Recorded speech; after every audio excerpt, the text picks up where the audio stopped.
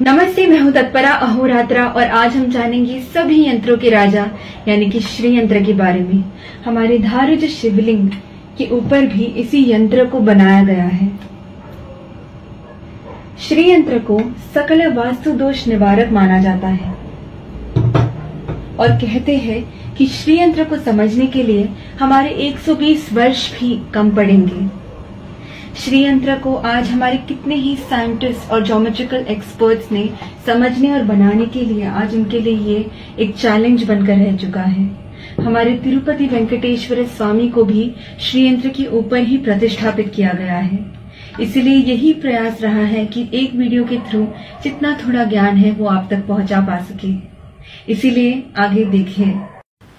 जब देवी पार्वती ने भगवान शिव द्वारा इस पूरे सृष्टि का सार समझना चाहा, तब भगवान शिव ने मिट्टी पर इस श्रीयंत्र का रेखा चित्र बनाया और समझाया कि ये श्रीयंत्र ही हमारे पूरे संसार और सृष्टि का प्रतिरूप है।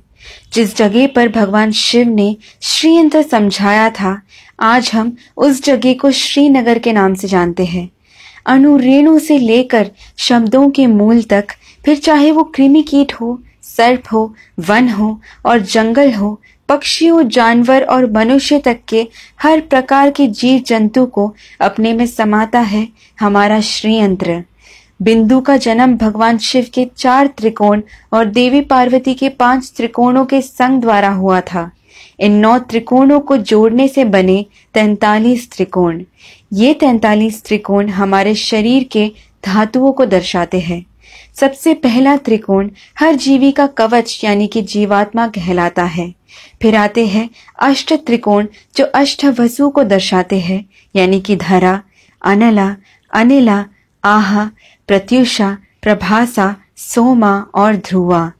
उसके बाहर के 2 चक्र 10 त्रिकोणों के मालाओं जैसे यंत्र को सजाते हैं। ये 10 त्रिकोण 10 अवतारों को और 10 महाविद्याओं को दर्शाते हैं। फिर आते हैं 14 त्रिकोण जो हमारे मानव के अंतर यानी 14 मनवंतरास को दर्शाते हैं।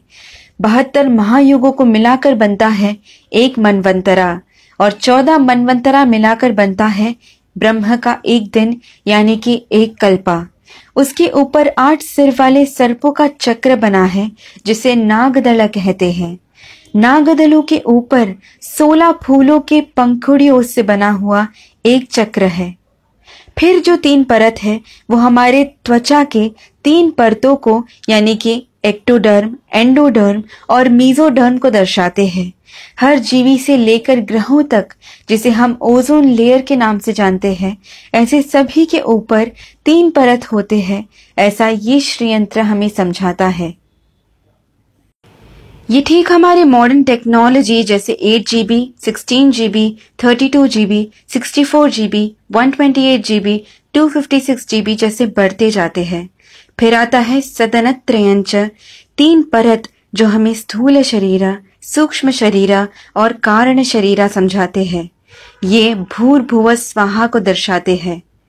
ये परतें 4 खुले द्वारों को बनाते हैं जो हमें समझाते हैं कि इस चक्र में एक बार आ गए तो वापस निकलना नामुमकिन है। हमें मिटाने वाले भगवान शिव को जन्म देने वाले ब्रह्म के पितामह विष्णु का जन्म हुआ इसी श्रीयंत्र से। अगर आप इसे समझ गए तो आपके लिए इसके षोडश मंत्र यानी कि 16 बीजाक्षरी मंत्र को समझने और याद करने के लिए और भी ज्यादा आसानी होगी। इसके मंत्र को सभी मंत्रों का राजा माना जाता है।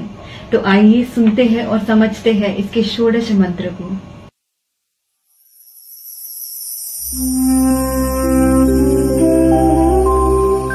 ओम बिंदु त्रिकोण वसुकोण दशार युग्मा मन्वस्त्र नागदल षोडश पत्रयुक्तम् वृत्तत्रयञ्च धरणी सदनंत्रयञ्च श्रीचक्रराज उदितः परदेवतायाः